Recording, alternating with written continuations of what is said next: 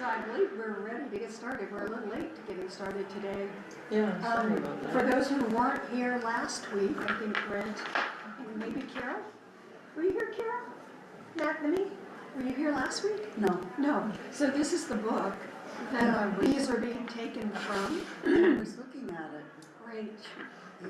It's called All Creation Waits. Is that the same as this? Yes, Uh-huh. that's the, like that. Yeah. And it has a reflection upon an animal during the season of darkness and winter for every day of Advent. So we are only covering 4 for the 4 Sundays in Advent. And we wanted to start by asking those of you who were with us last week, how Fox, which is who we met last week, and how Fox might have showed up in your week. Or the practice that we worked with, which was the examine. How did that filter into your consciousness throughout the week?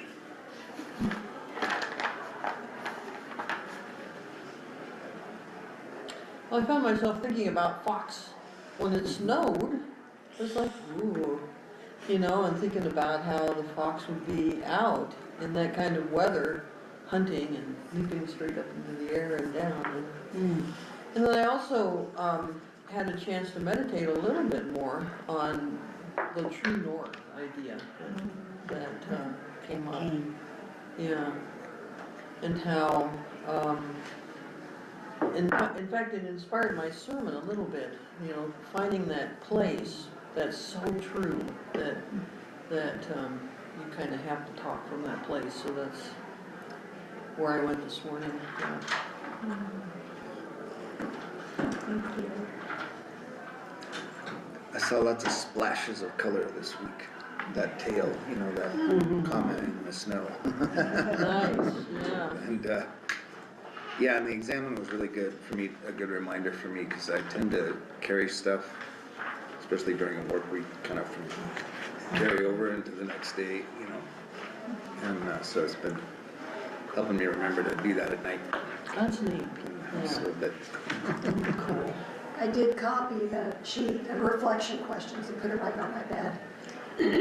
That's a good idea. Yes. Because I so appreciated the practice last week. Good.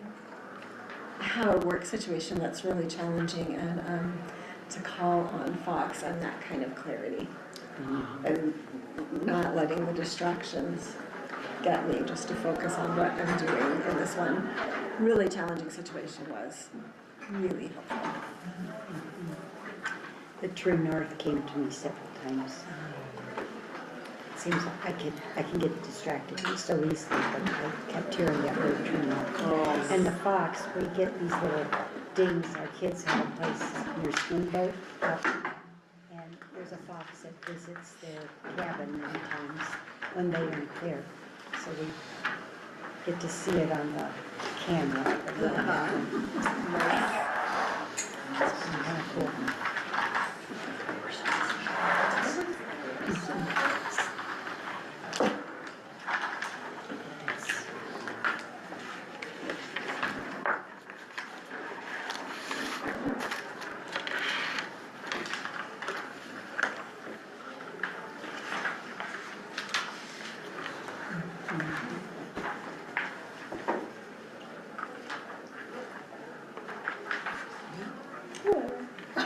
Well, we didn't decide. We didn't decide, yeah. So we look at you expectantly. We looked at each other first, and then we both decided to look at you. You gonna read this? Sure. So this week, we are featuring, as you can see by your sheets, the common eastern firefly. And you have, I'll just read this that's on the side. Each and every creature is a unique word of God with its own message, its own metaphor, its own energetic style, its own way of showing forth goodness, beauty, and participation in the great mystery. Each creature has its own glow and its own unique glory. If I can get this frog out of my throat, I will read. eastern firefly. My neighbors have strung little white lights in their dogwood tree. The lights blink in a cheerful, if mechanical way.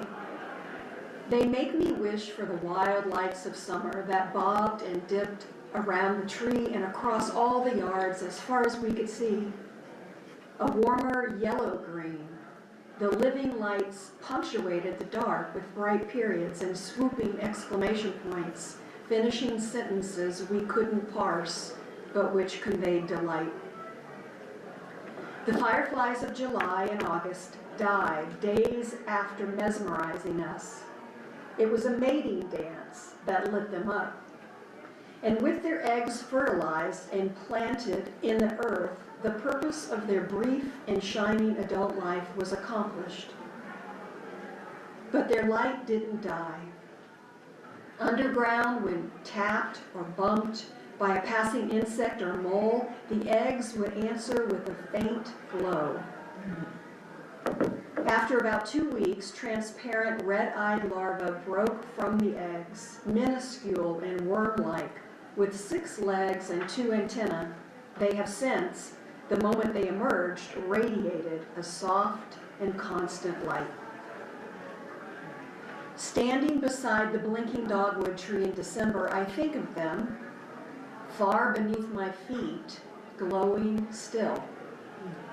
They're crawling through the dark soil at night here, the size of small crumbs when they were hatched. They came equipped with toxins in their mouths, which make them mighty, enabling them to paralyze, dissolve, and drink soft-bodied creatures many times their size, like earthworms. As they eat, the larvae outgrow themselves repeatedly. Pinched in their own skin, they slough it off and grow another. Soon that skin confines and has to go. It takes some time for the new self-covering to set. Left soft and naked, still they shine. Their low glow, warning predators that to eat them would be a fatal mistake. For almost a year, firefly larvae live the secret life, unseen and utterly unlike the creatures they will be. Later this winter, frost will force them to go deeper underground. But at every level, their purpose is the same: to eat and grow, eat and grow. Here in mid-December, about halfway through their worm-like existence, they are still and only intent on enlargement. By late spring, each will have grown to half the length of one of the little lights strung in the dogwood tree. When it senses it has grown fully, a larva will construct a sort of mud cave for itself in the soil. It will lie in the cave, glowing and still, while every part of its body melts and is remade. It will have crawled through the dark earth for more than 300 days to be made ready for a transformation that happens in 10 or 12. A new creature, nothing like the worm, will push out of its cave, dig and break above ground. It will rest a moment and breathe, then rise on fresh wings, its light long hidden, released to dance through the wide nights of summertime.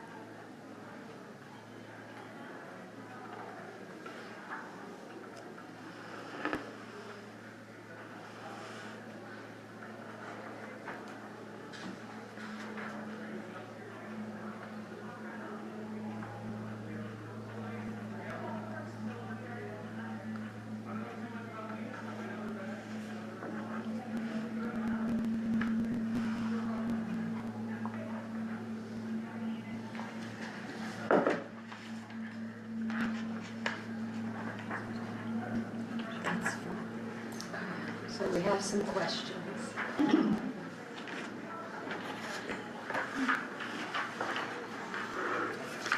Have you had the experience, well, maybe I should just start. I have some questions, but What stood out about the reading of Firefly?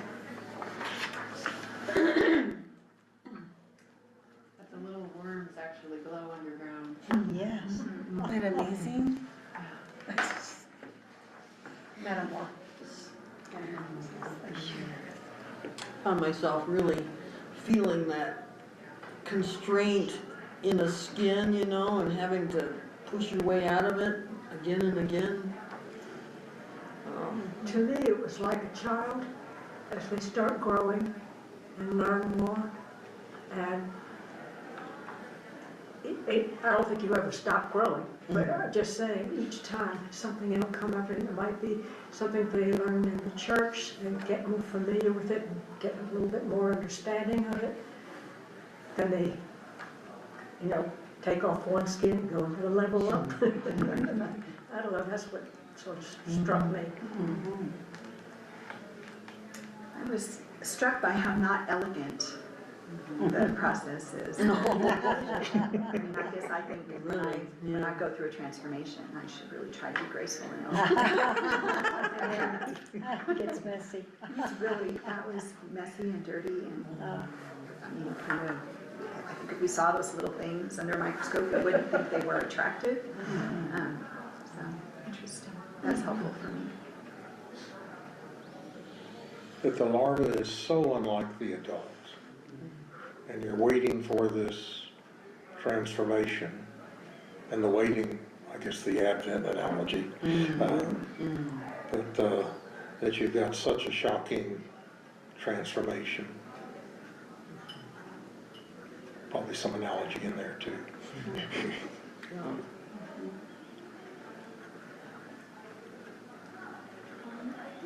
Oh, it just hit me, metaphor, metamorphosis. I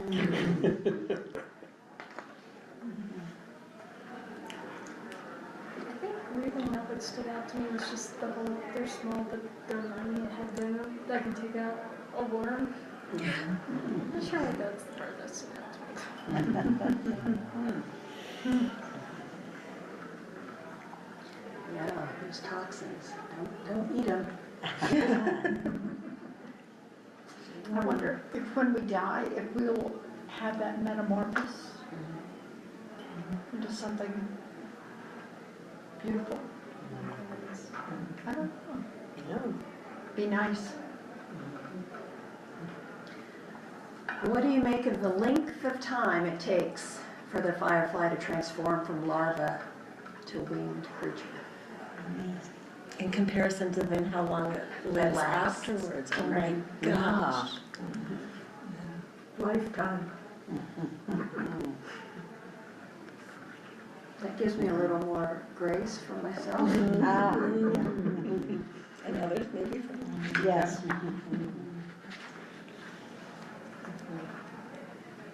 How many times you shed the skin and just time after time, is this gonna be the one? No.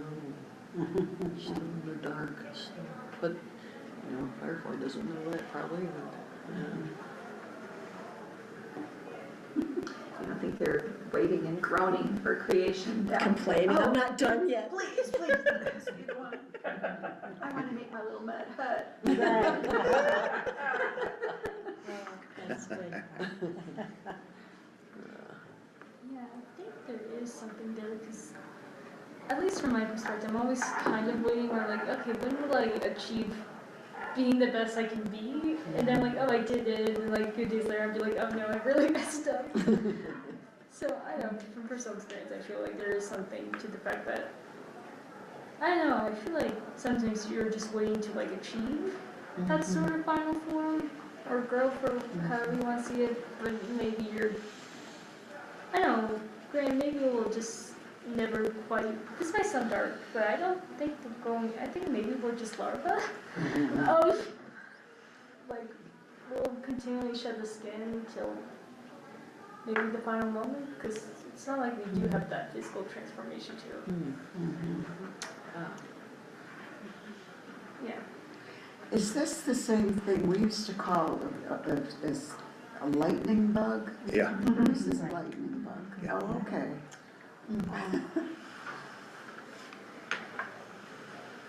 You know, when you think about the stages of life, you know, infancy, childhood, adolescence, adulthood, and aging, it might, if you put them into 5 stages, you know, there's some comparison. I think you could compare that.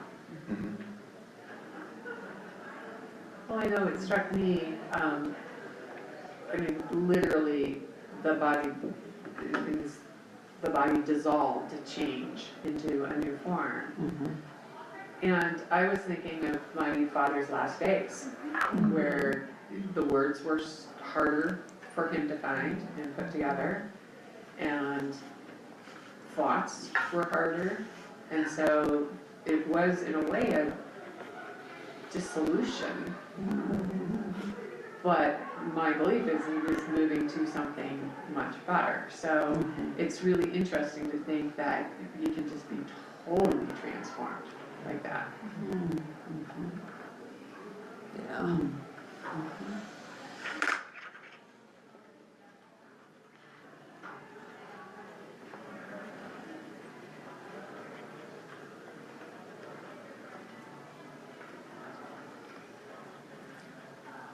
So the light of the firefly still emits that faint glow, even while buried beneath the earth.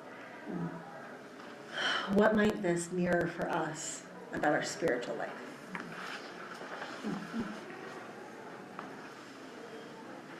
Can you read it one more time? Yeah. The light of the firefly still emits a faint glow, even while buried beneath the earth.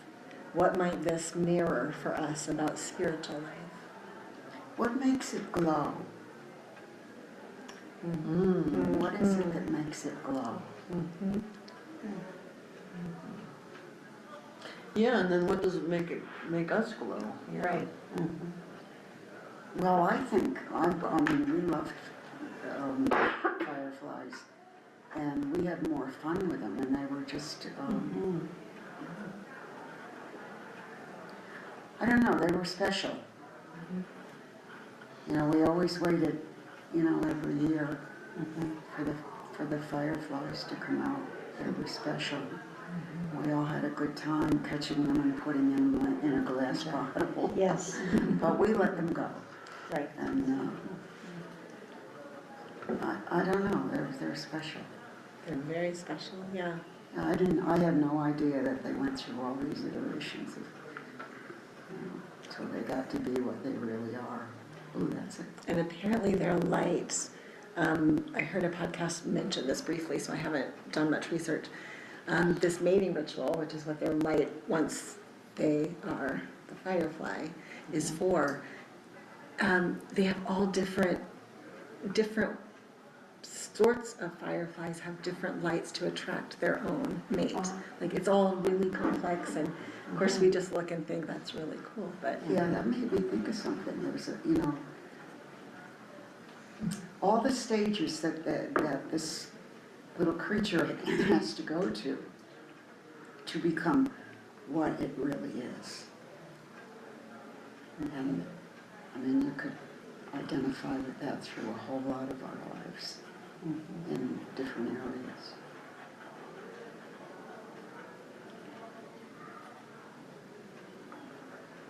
I don't know, something that's coming to me about the emitting light, even when it's underground, is, you know, maybe we're called to keep just, you know, shining our light even when we feel buried, and even when we don't think anybody's seeing our light, and maybe that's not what it's about. Maybe it's just you do your thing. Just do your thing. It's kind of hopeful. Yeah, yeah. Hopeful when it maybe doesn't feel as hopeful. Exactly, Yeah. exactly. Yeah. You don't know who's interested. Right, we don't know the consequences. Because that's the other side of what Amy just said, that I was thinking, you don't know what you might turn up. Like, if you're like digging in the dirt, I wouldn't expect to see this little light, but every once in a while you might. And I actually had an experience of that in today's service, where all of a sudden I had this memory of my mother that I hadn't thought of for decades. And it was just like this little gift, this little light that showed up out of nowhere. So you never know who you're shining for, why you should be shining for, when you might come across somebody else's light.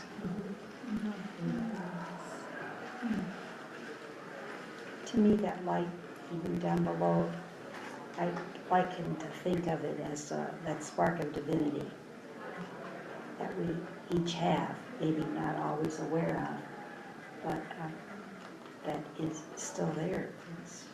That's what I mean by hopeful. Yeah, I was hearing something similar, that the light is there regardless of the outer form. Yeah. Regardless of what, maybe? The light's there regardless of the outer form, like the skins that we kind of roll through. It finally kind of blazes out, like there's a point where it blazes. It's just, here I am, God. Oh, it reminds me of, Felicia, I don't remember if it was, I think it was Epiphany last year. You talked about light, and the light doesn't have to fight the darkness, the light just has to be light. And so, and it was the sermon today, it's what it means, it's just to be who we are, to be who I am, is all I have to do. It's all I have to do. And it's hard enough. Yeah. Is anybody else remembering a childhood song? Am I the only one? I was just telling, I'm over here thinking it, yeah. And I was thinking it too. Hide it under a bushel? No. Yeah. That's perfect. And we get covered up, you know, I mean, it's one of the things that happens as human beings living in our culture is that light gets slowly covered up. And so it's and I wrote down the words left soft and naked, still they shine. That that's how I feel right now. I feel like I'm just raw. And it's hard to just stay raw without putting those covers back on. That's what we were wondering, if anyone is willing to share about a time in your life where you have been in the dark kind of underground space, where you had to find your own light, and sometimes it's hard. Been there, done that. It was really hard, and it was just, a marriage that should have never happened, and it lasted 30 years, but within 10 years, I knew I had to get out. And it took me, I had to wait until I wanted to wait until the kids got through school, but oh man. And at the end, it was all light. And I knew it would be. I just had to make it happen. So you had to keep hold of that light the whole time? I held that light because I knew if I could accomplish all the things I need to do to make this go smoothly, which is what I wanted for the girls, that I could do it, and I did. And it's been super ever since. I was very lucky that I had an education that I could market. That's the key. So that I didn't feel like I had to stay in the marriage even though it wasn't working.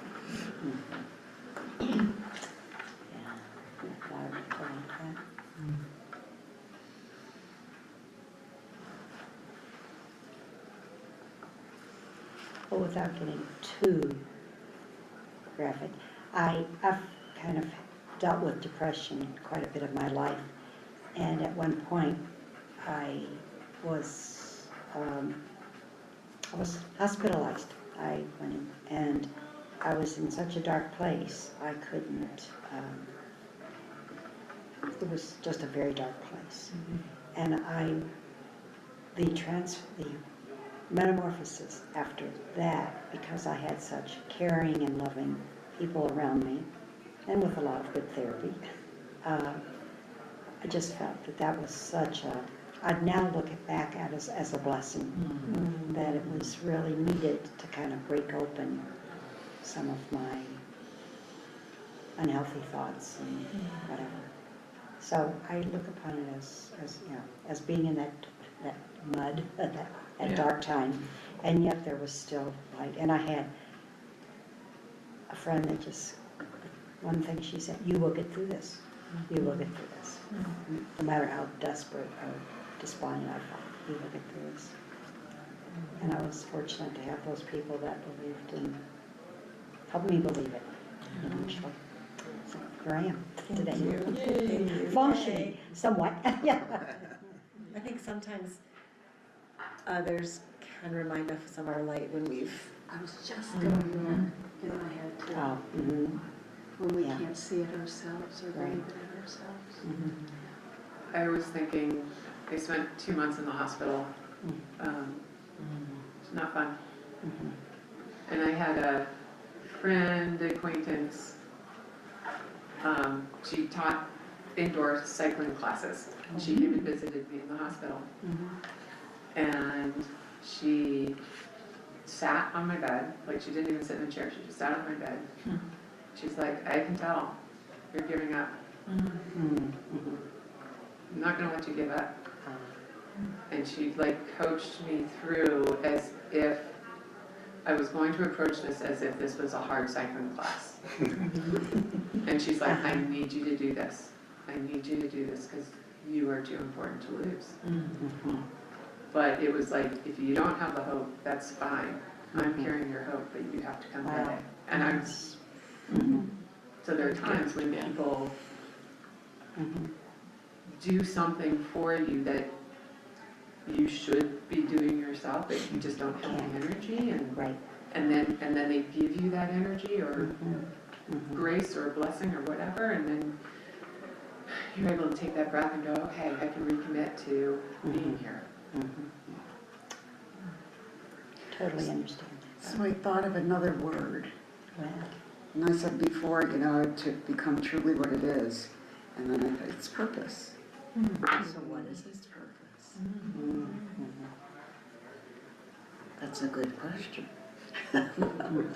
Is it to just give us joy and give us a sense of beauty, the beauty of nature? You know, I think all those things. Or a sense of meaning, Purpose, meaning. purpose. Yeah. And I credit my faith with the light that kept me going. And I gave I think faith was it. It was what got me through every day, got me through every month, every year. It was my faith. I put down a question that I'll answer myself first, but then invite you also too, and that's, have you ever had an experience where your light was actually toxic, like the light of the firefly, where it actually caused harm, and yet it was your light, it was the real thing? Where your light was toxic? Yeah. Where it alarmed people, Alarmed people. repelled people, hurt people. Nope. Just kidding. that was a quick answer.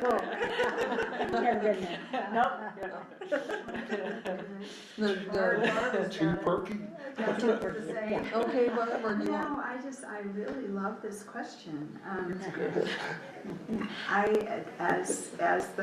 As the rector's wife, there have been times in my life where I have done what I needed to do for me. And maybe I didn't do it quite as elegantly as the firefly, but where what I was just having a conversation with somebody relatively new to St. Paul's about, she says she comes, and sometimes she comes, sometimes she doesn't, and I just told her I've ebbed and flowed over the last 40 years, and as the wife of the rector, that's the thing. And I have at times been who I was and who I needed to be, but I haven't, and other people have been hurt by that. Inadvertently, I didn't mean to do that, but it was just, it's what happened. So, yeah. Yeah, that's a perfect example, because it's like, you know, it was really necessary for you, and yet it was hurtful to somebody else, yeah. So I could either have done it silently and then people get worried. You're right. I mean, they walk into Jed's office and say, is Barb okay? So it was a hard thing to navigate. Yeah. Yeah, I don't know if I could have done it better, but, yeah.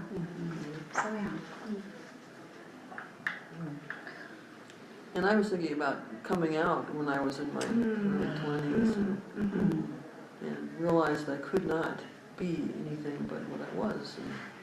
And that was very difficult for friends and family, especially my mother. She had a real hard time with it. Finally, eventually got through that, but it was hard.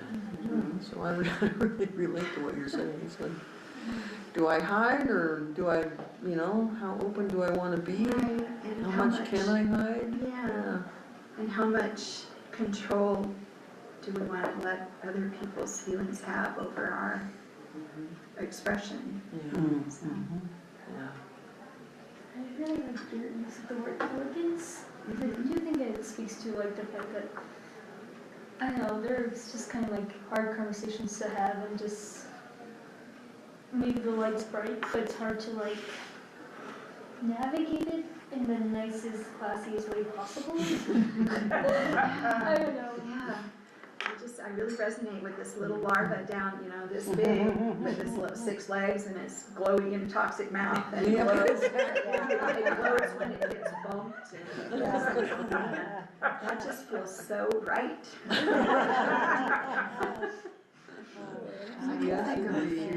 People Messy. Yeah, that have toxic glows. In today's world. Yeah, I kinda had a combination of a bunch of different, of y'all's shares where, I came out of a really, like an intense personal betrayal. And I knew that, like, that was a huge opening and like, everything ended and then I was just like waiting, trying to wait, for what was new. And I waited really ungracefully. And got very, very distracted, by things. And one of the things was, I learned to be a charismatic speaker who was driving a particular agenda, for a community, and I trained myself into that with the idea I was doing something because I was bored waiting. And so I was trying to make something happen, make intimacy and connection happen, within a community and a group. And that got very twisted and distorted and wound up causing a lot of harm, and so I relate to a lot of these things. And, I think it's just, that waiting part is so important, and it's super uncomfortable. And hard, really hard, waiting. Yeah. We're not taught to wait. It's just, don't wait. Make it happen. Our message is make it happen. Yeah, good Americans, we don't sit around and wait. Just do it. Get her done. Yeah.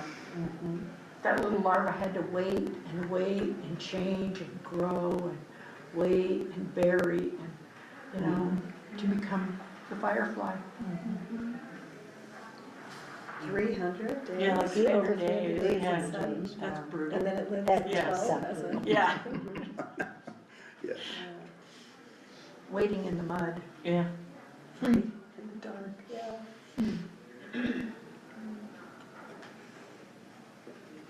Should we do practice? What's that? Should we do practice?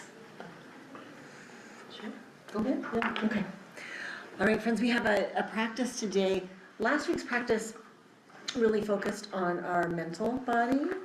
And if you're paying attention in this way, you might notice that each of our practice will address a different part of our bodies during this series.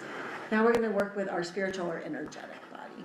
So your light, just to say this, a lot of mental stuff might come up when we do this practice, that's totally acceptable. A lot of times when we try to talk about light with other people, they'll go to personality things, you know, right? Like, oh, but Barb, you're so good at such and such. Light isn't that. Light shines through all the things we're good at and all the things we're not good at and all of that, but it's not our personality. And so this practice is going to be really experiential. I'll do a guided meditation. These are sometimes called visualizations, and I hesitate to say that because 1 in 10 of us here will not be able to visualize. I am one of them. It's totally fine, but that word to many means if I'm not picturing something, I'm not having the experience. So it's really a whole sensory experience, but I don't want to call it a guided sensualization because that might be a whole other connotation. And literally, I've been trying to come up with another term for 15 years and I can't. So it's just a guided whatever. Guided experience. Oh, I said spirit. Spirit. It could be, yeah. So all of that, come with curiosity, right? You might hear things. You might have memories. You might have physical sensations. You definitely will have thoughts at some point. What is Amy doing? All of it is welcome. All of it's welcome. Here and in most other guided meditations, we use 2 of God's greatest gifts to us, and that is our breath and our imagination. So I'll walk us through it, and then you'll see on the back of your sheet, there's a little space. So after I close the meditation, we'll take a few minutes just to write your experience, and then we'll be able to share with each other. Okay? All right, so close your eyes if you're comfortable with that. If you're not, just do kind of a soft focus. And take a couple deep breaths and imagining that with your exhalation, you can just release any tension you might have. Release anything that is bothering you, any thoughts of what's to come later. Just intending to bring your focus here.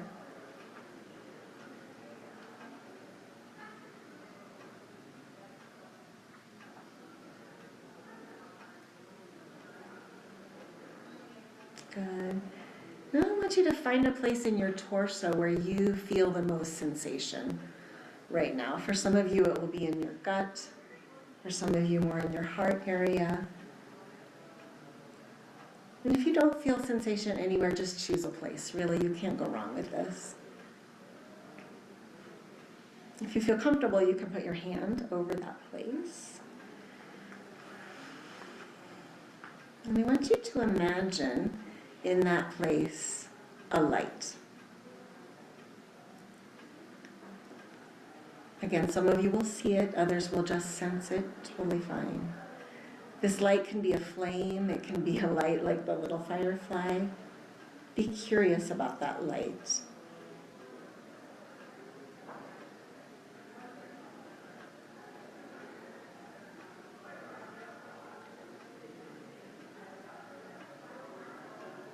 And now you're going to use your breath to build that light, both in intensity and in how much space it takes up. So the way we do that is you'll inhale and really enliven the light. So kind of juice it.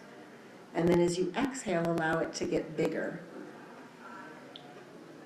So inhale intensity to that light, make it stronger. Exhale and let it grow.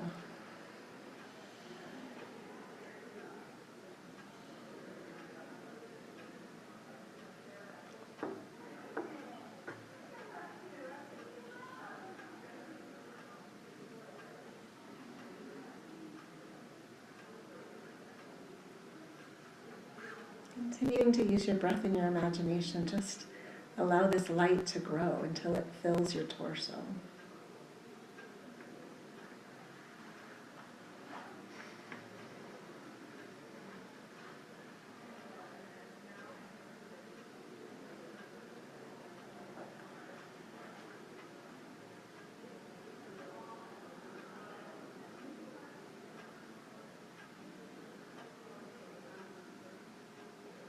And working with your breath, grow that light and allow it to flow down your limbs.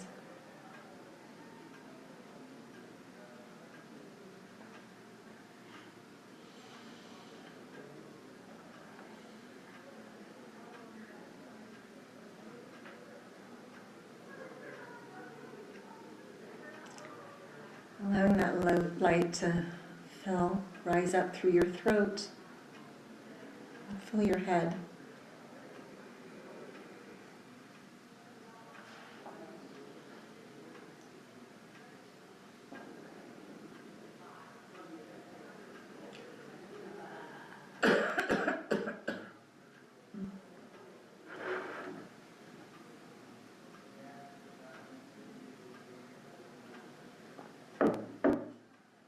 Continue to use your breath and your imagination. Remember that our skin is very permeable, so allow that light to shine beyond your skin. However big you want it to be. Some of us will have really large areas of light right now. Some feel closer to the skin. It's all perfect, but allowing your light to shine forth beyond your skin.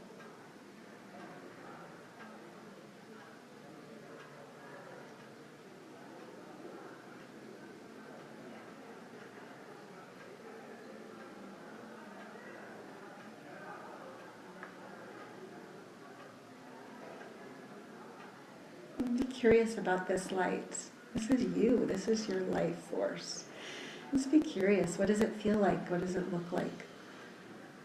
What is this very essence that only exists in you in this lifetime? We'll go beyond this lifetime, but there's nobody else who has this life.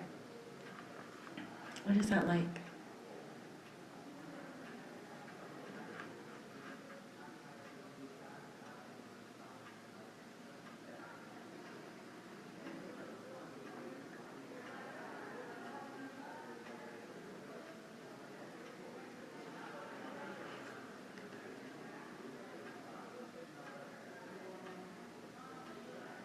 And if it feels good, pull your energy back in. If it feels good, leave it out.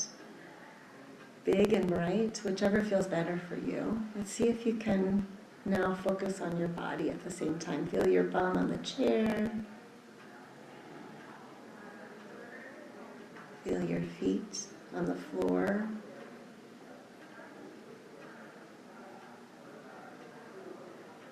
And when you're ready, you're going to gently open your eyes and let's see if you can keep a little sense of your own light, what you discovered as you look around the room and notice all of these other lights around here.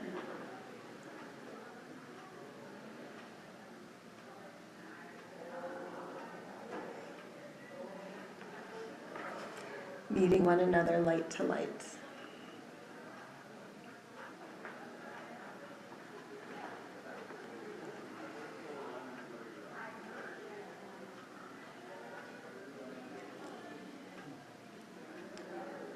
Gently opening your eyes, taking one last look at all the lights around us and feeling your own lights. And take a couple minutes and just write anything that arose for you during that practice.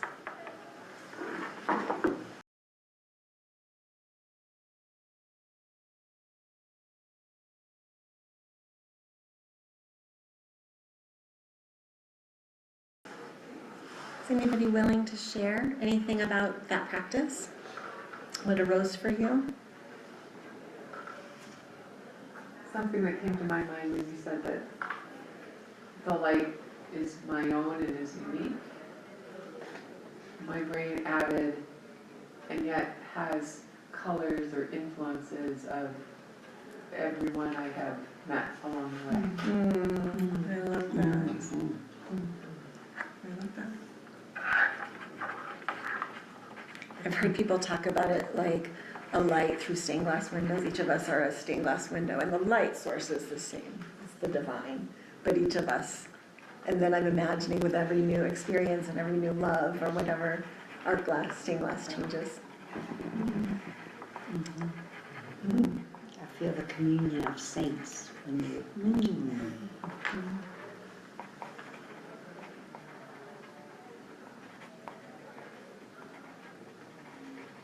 it just came up as a blanket of light. Nice. Very soft and warm and glowing.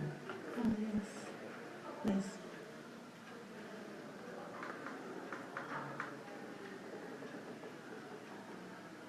There's something about the necessity of darkness in all of this for me. My light was an aurora, which was surprising to me. Gentle, kind of ebbed and flowed and danced and shimmered and wasn't harsh, isn't gonna burn anything. But I need the dark to see it. The firefly needs the dark, needs the dirt and the dark. It's a requirement for the firefly's life. Very true.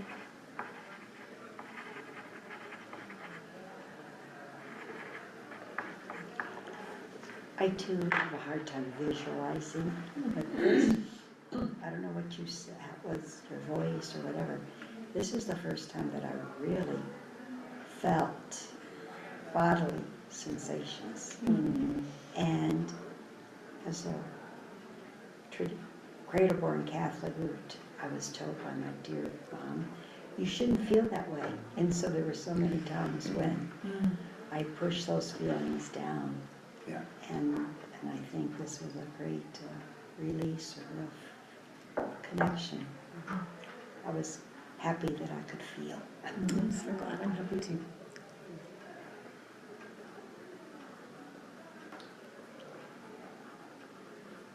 We all know that sleep is healing.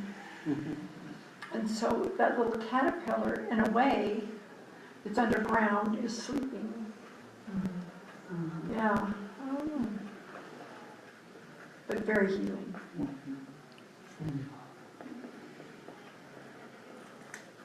Makes me imagine all our lights while we're sleeping, it's kind of glowing out from under the bed covers as we're sleeping. I like that. I wonder if an artist could render that, Lori.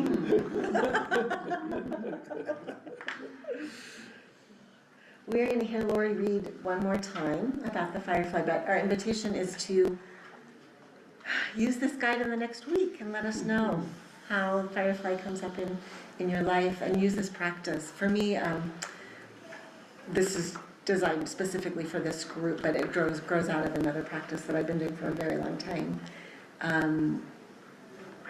Sometimes I have trouble holding my own light up around other people's light, especially when it's lots of people and lots of confusion, and this, it helps me claim, this is me. I don't need to take up anybody's space, but this is mine. So. Don't hide your light under a basket. That's right. The common eastern firefly. My neighbors have strung little white lights in their dogwood tree. The lights blink in a cheerful, if mechanical, way. They make me wish for the wild lights of summer that bobbed and dipped around that tree and across all the yards as far as we could see. A warmer yellow-green, the living lights punctuated the dark with bright periods and swooping exclamation points, finishing sentences we couldn't parse, but which conveyed delight. The fireflies of July and August died days after mesmerizing us. It was a mating dance that lit them up, and with their eggs fertilized and planted in the earth, the purpose of their brief and shining adult life was accomplished. But their light didn't die. Underground, when tapped or bumped by a passing insect or mold, the eggs would answer with a faint glow. After about 2 weeks, transparent, red-eyed larvae broke from the eggs, minuscule and worm-like, with 6 legs and 2 antennae. They have, since the moment they emerged, radiated a soft and constant light. Standing beside the blinking dogwood tree in December, I think of them far beneath my feet, glowing still. They're crawling through the dark soil at night here, the size of small crumbs when they were hatched. They came equipped with toxins in their mouths which made them mighty, enabling them to paralyze, dissolve, and drink soft-bodied creatures many times their size, like earthworms. As they eat, the larvae outgrow themselves repeatedly. Pinched in their own skin, they slough it off and grow another. Soon that skin confines and has to go. It takes some time for the new soft covering to set. Left soft and naked, still they shine. Their low glow warning predators that to eat them would be a fatal mistake. For almost a year, firefly larvae have this secret life, unseen and utterly unlike the creatures they will be. Later this winter, frost will force them to go deeper underground. But at every level, their purpose is the same: to eat and grow, eat and grow. Here in mid-December, about halfway through their worm-like existence, they are still and only intent on enlargement. By late spring, each will have grown to half the length of one of the little lights strung in the dogwood tree. When it senses it has grown fully, a larva will construct a sort of mud cave for itself in the soil. It will lie in the cave, glowing and still, while every part of its body melts and is remade. It will have crawled through the dark earth for more than 300 days to be made ready for a transformation that happens in 10 or 12. A new creature, nothing like a worm, will push out of its cave, dig, and break above ground. It will rest a moment and breathe, then rise on fresh wings, its light long hidden, released to dance through the wide nights of summertime.